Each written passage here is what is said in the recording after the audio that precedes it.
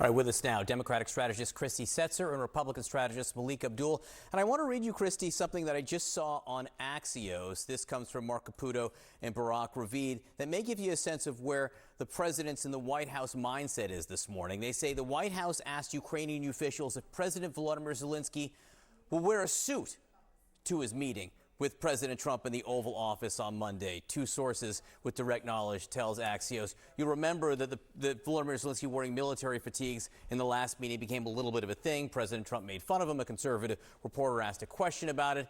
So the White House trying to make sure that Zelensky will dress up today. What do you think of that? I think he has some misplaced priorities. Look, when Donald Trump said that his meeting with Vladimir Putin went well, that it was a 10 out of 10. I think from his perspective, it was because he wasn't trying to get a ceasefire. He was trying to appeal to his great friend, Vladimir Putin, and show him, frankly, that he can be loyal. And Trump's actions since then have been indistinguishable from someone who is acting on behalf of Vladimir Putin. That is, he is dictating the terms to Zelensky as to what will create peace. Let's remember, it was Ukraine that was invaded. They are a sovereign democratic nation, right?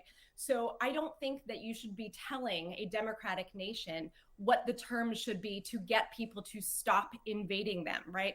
It is fundamentally messed up. But I will go further and say that Donald Trump has allied himself with some of history's greatest monsters, like when he called Nazis very fine people. So look, the stakes are very high here, and they are all lopsided against Zelensky, which is to say that he is being told if he behaves a certain way, if he acts a certain way, that maybe he'll get something that he wants. But frankly, there's no reason to think that. Malik, a couple concrete things over the weekend. Number one, President Trump flipped on the issue of whether he thinks there should be a ceasefire before terms for a peace deal are discussed. And then you have this concrete note overnight saying that President Zelensky of Ukraine can have peace if he wants to, as soon as he wants it. You know, how do you think, or how would you describe the framing of this meeting this morning, Malik, by President Trump and the White House? I think it's excellent framing, and the notion that we're somehow still debating this debunked lie about Donald Trump saying that Nazis were fine people is just ridiculous. What we do know, if you go back to last year, it was June of last year when it was the June of last year at they called it the Russo-Ukraine Peace Summit. No one was asking for a ceasefire, and there were 92 representatives from countries all around the world who attended that. That wasn't a peace summit that was about a ceasefire. It literally was a peace summit. This is something that Ukraine has done over and over again, and if you go and look at the actual facts on this, this is one of many peace summits that did not include Russia. So what Donald Trump did, he brought Russia to the table, which is the reasonable thing for him to do, because under the Biden administration, it simply did not happen. So the idea that somehow we're going to continue to have peace summits and not bring Russia to the table, it's just ridiculous. It is a good thing that not just Zelensky himself, but European leaders around the world see progress. They're not doing this at the behest of Putin. They're not doing this at the behest of Donald Trump. They're doing this at the behest of, for all intents and purposes, peace. What pressure, Malik, do you see President Trump putting on Vladimir Putin?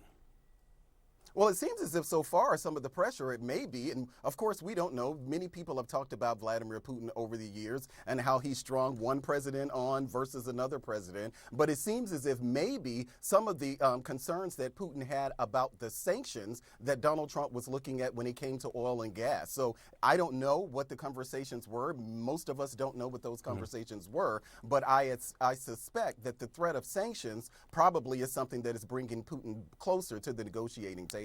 Secretary of State Marco Rubio said sanctions off the table, at least for now, as long as these discussions are going on. Christy, what pressure do you think Vladimir Putin is feeling this morning? I think he is feeling absolutely no pressure whatsoever. Look, he got everything that he wanted out of that meeting. He got to speak on U.S. soil, speak first, speak in Russian. But, it looked like it was a meeting that was dictated by him in every single way. And the reason that Marco Rubio and Malik cannot point to something that may be a consequence for Putin is because there's not going to be any consequences for Putin. That, again, is not what Trump is here to do. He sees him as a friend. He sees him, frankly, as an ally. And when you look at the meeting today that's going to be with Zelensky and European leaders on one side, the sort of other side is basically going to be the side of dictators, which is Vladimir Putin and his friend, Donald Trump, right? That is horrifying. That is horrifying for Americans who have always thought of ourselves as the good guys in these situations. And frankly, right now, we are on the other side of it.